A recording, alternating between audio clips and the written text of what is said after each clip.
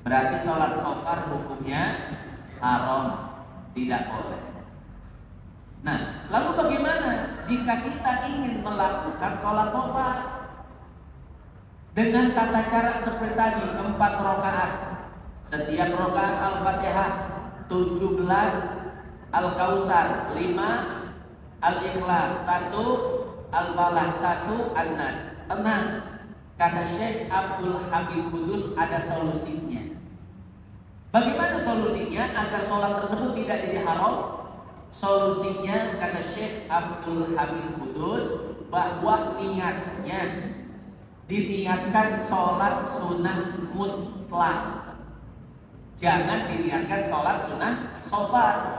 Kalau diniatkan sholat sunnah shofar maka jadi haram kata Syekh Abdul Hamid Kudus. Tapi kalau diniatkan sholat sunnah mutlak maka hukumnya jadi mubah, boleh.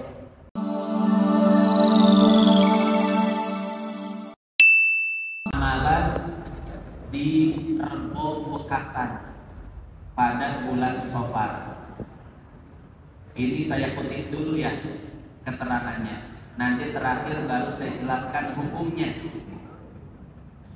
Wa qala al-'allamah asy-syekh ad-Dairabi fi mujarrabatihi. Syekh Ahmad bin Umar ad-Dairabi di dalam kitabnya yang berjudul Mujarrabat. Ini bukan nama aslinya.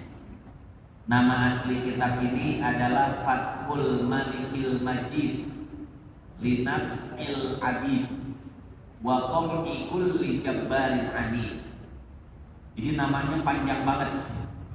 Makanya disingkat oleh para ulama kitab Al-Mujarrabat. Nama kitabnya apa Bapak Ibu?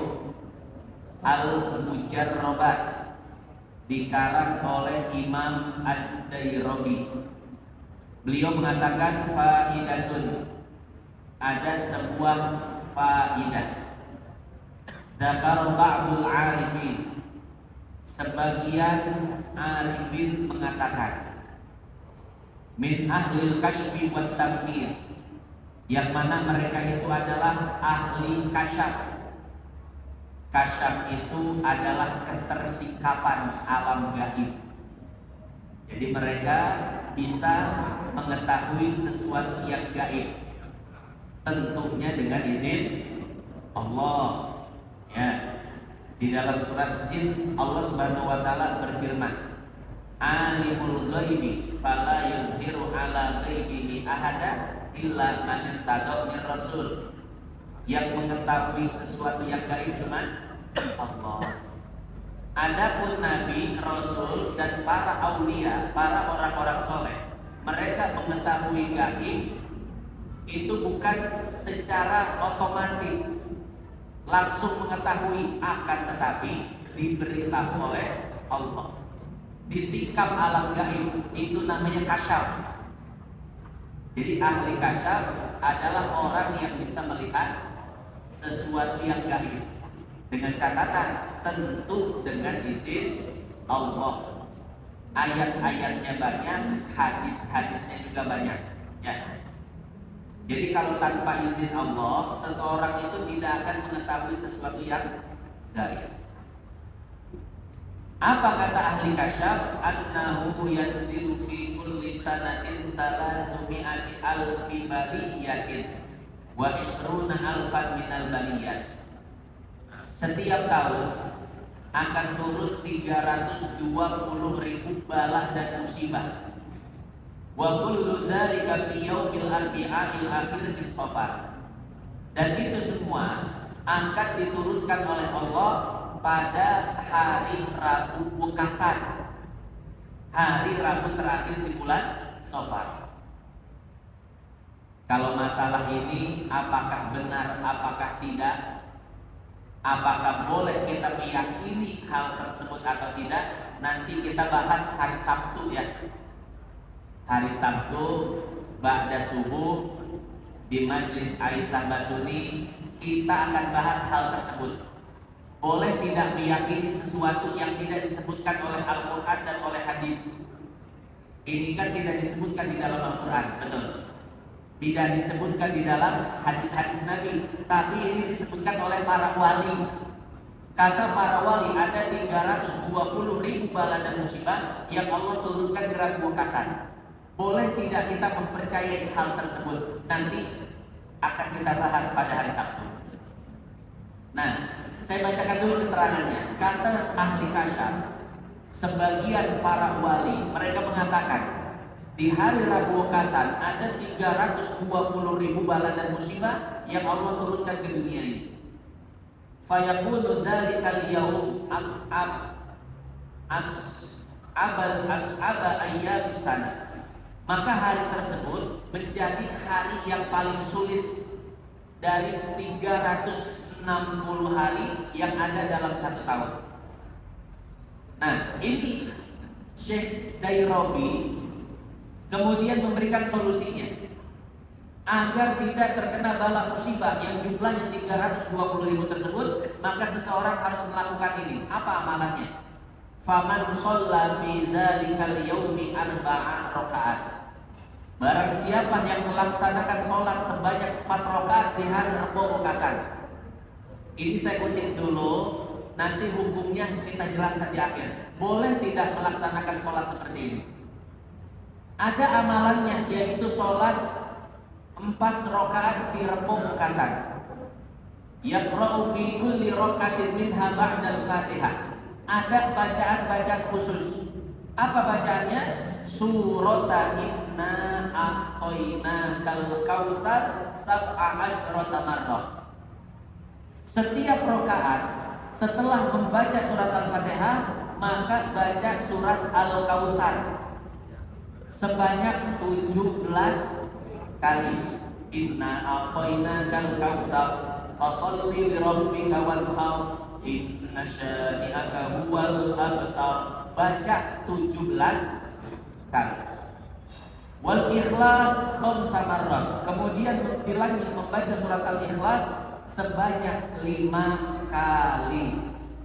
Qul huwallahu ahadun illahus samad lam yalid wa lam yulad wa lam yakul lahu kufuwan ahad. Berapa kali? 5 kali. Wal mu'awwidhataini marratan. Kemudian membaca surat mu'awwidhataini 1 kali. Surat mu'awwidhataini surat apa? Al-Falaq dan An-Nas. Jadi Al-Falaq 1 kali, An-Nas 1 kali. Nah, itu bacaannya di setiap rakaat. Jadi rakaat pertama baca Fatihah, 17 Al-Kautsar, 5 Al-Ikhlas, 1 Al-Falaq, 1 An-Nas. Rakaat kedua sama, ketiga sama, keempat sama. Wa yad'u ba'da salam bihadza du'a. Setelah salam maka membaca doa ini. Hafizahullahu ta'ala bi karamihi min jami'il balaya allati tanzilu fi dzalikal yaum.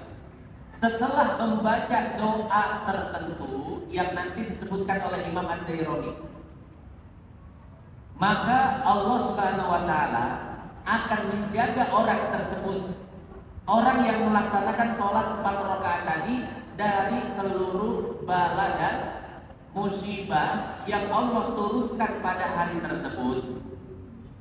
Tadi ada berapa bala dan musibah Bapak Ibu? 320.000 bala dan musibah.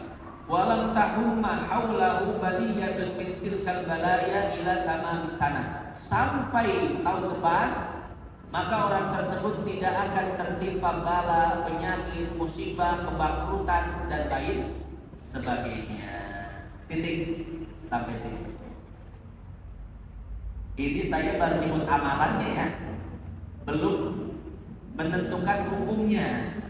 Kira-kira boleh tidak kita melaksanakan sholat tersebut 4 rakaat, setiap rakaat membaca Al-Fatihah, 17 Al-Kautsar, 5 Al-Ikhlas, 1 Al-Falaq dan 1 An-Nas. Inilah yang disebut dengan sholat shofar. Shofar artinya apa? Terlalu jauh. Nah, ini bahasa Inggris. Shofar. Ya, shod, fa, sholat shofar. Tadi sholatnya seperti itu. Sekarang bagaimana hukumnya?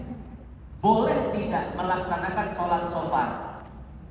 Coba lihat di dalam kitab-kitab fikih, seperti misalkan Fathul Mu'in karangan Syekh Zainuddin, atau Irsyadul Ibad masih dikarang oleh Syekh Zainuddin, atau di dalam kitab Al-Mujairromi, hasyiah daripada kitab Al-Iqna, ini dikarang oleh Syekh Sulaiman Al-Mujairromi.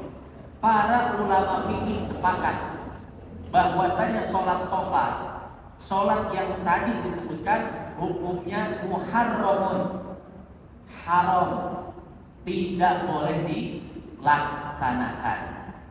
Dan inilah yang dipilih oleh Hadratus Syekh Kiai Haji Hashim Asy'ari. Hadratus Syekh Kiai Haji Hashim Asy'ari mengatakan bahwa saya sholat shofar seperti yang tadi disebutkan hukumnya bid'atun muharramatun, bid'ah, dan tidak boleh dilaksanakan. Kenapa demikian? Sesuai dengan kaidah bahwasanya al aslu fil ibadati idza lam tutlaq lam tasih. Asal sebuah ibadah jika tidak ada anjurannya, baik dari Al-Qur'an atau dari As-Sunnah, maka ibadah tersebut tidak sah dan dianggap haram hukumnya. Berarti sholat shofar hukumnya haram, tidak boleh. Nah, lalu bagaimana jika kita ingin melakukan sholat shofar dengan tata cara seperti tadi, 4 rakaat, setiap rakaat Al-Fatihah 17, Al-Kausar 5, Al-Ikhlas 1, Al-Falaq 1, An-Nas. Tenang, kata Syekh Abdul Habib Kudus ada solusinya. Bagaimana solusinya agar sholat tersebut tidak jadi haram? Solusinya kata Syekh Abdul Habib Kudus bahwa niatnya diniatkan sholat sunnah mutlak, jangan diniatkan sholat sunnah shofar. Kalau diniatkan sholat sunnah shofar maka jadi haram, kata Syekh Abdul Habib Kudus. Tapi kalau diniatkan sholat sunnah mutlak maka hukumnya jadi mubah, boleh. Jadi kuncinya itu di niatnya, di usollinya. Bagaimana usollinya? Usolli sunnatan arba'ah raka'atin lillahi ta'ala. Saya niat sholat sunnah 4 rakaat karena Allah Ta'ala. Itu solusinya. Dimutlakan niatnya. Jangan diniatkan niat sholat sunnah shofar, haram hukumnya. Contoh, usolli sunnata shofar arba'ah raka'atin lillahi ta'ala. Saya niat sholat sunnah safar 4 rakaat karena Allah. Itu yang tidak boleh. Jadi jangan dikait-kaitkan dengan safar, ya. Nah, jadi seperti itu ya. Ini merupakan solusi dan jalan tengah.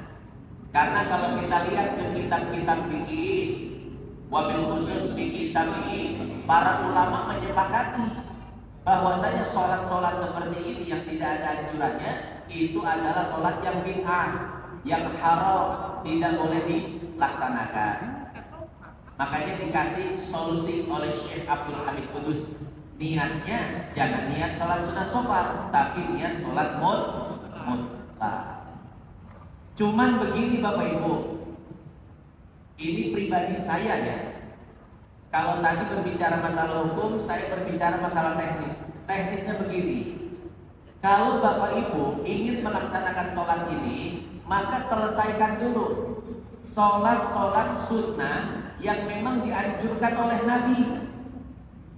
Kalau sholat sunnah yang dianjurkan oleh Nabi, dianjurkan juga oleh para ulama fikih, sudah selesai, baru Bapak Ibu boleh laksanakan sholat ini. Misalkan di hari ini malam Rebo dan hari Rebonya, Bapak Ibu sholat qobliyah ba'diyahnya lengkap semua. Qobliyah maghrib, ba'diyah maghrib, qobliyah isya, ba'diyah isya. Kemudian sholat witirnya 11 rakaat. Ya. Besoknya duhanya 8 rakaat atau 12 rakaat. Sholat sunnah yang memang hadis-hadisnya jelas itu sudah Bapak Ibu laksanakan semuanya. Maka baru Bapak Ibu boleh melaksanakan sholat ini, gitu ya. Karena kan yang namanya sholat sunnah qobliyah ba'diyah, duha, witir, tahajud, hadis-hadisnya jelas, gitu ya. Sampai-sampai diberi hukum oleh para ulama sunnah. Bahkan sebagiannya sunnah muakkadah. Sunnah yang hukumnya itu hampir sama dengan wajib, sunnah yang sangat ditekankan. Jadi alangkah baiknya Bapak Ibu selesaikan dulu yang sunnah-sunnah, sunnah muakkadah, sunnah bayar muakkadahnya, sunnah muakkadahnya. Kalau semua sholat-sholat yang hadisnya jelas sudah selesai, baru Bapak Ibu melaksanakan sholat sunnah yang tadi disebutkan. Saya ulangi lagi ya, jumlahnya 4 rakaat. Setiap rakaat baca Fatihah 1 kali, Al-Kautsar 17 kali, Al-Ikhlas 5 kali, Al-Falaq 1 kali, An-Nas 1 kali. Kemudian kuncinya di mana? Di niat. Jangan sampai diniatkan sholat sunnah shofar, tapi niatkan sholat sunnah mutlak. Nah, jadi seperti itu ya Bapak Ibu yang dimuliakan Allah. Ini solusi bagi Bapak Ibu yang tetap ingin melaksanakan sholat sunnah shofar. Jadi begini kesimpulannya, hati-hati melaksanakan sholat sunnah shofar. Harus tahu tata caranya, syarat-syaratnya, prosedurnya, begitu ya. Kalau tidak tahu, maka lebih baik mengerjakan sholat-sholat sunnah yang lain saja ya. Bapak Ibu misalkan sholat sunnah tasbih, ya udah bagus, 4 rakaat dengan ketentuan-ketentuan yang pernah saya jelaskan.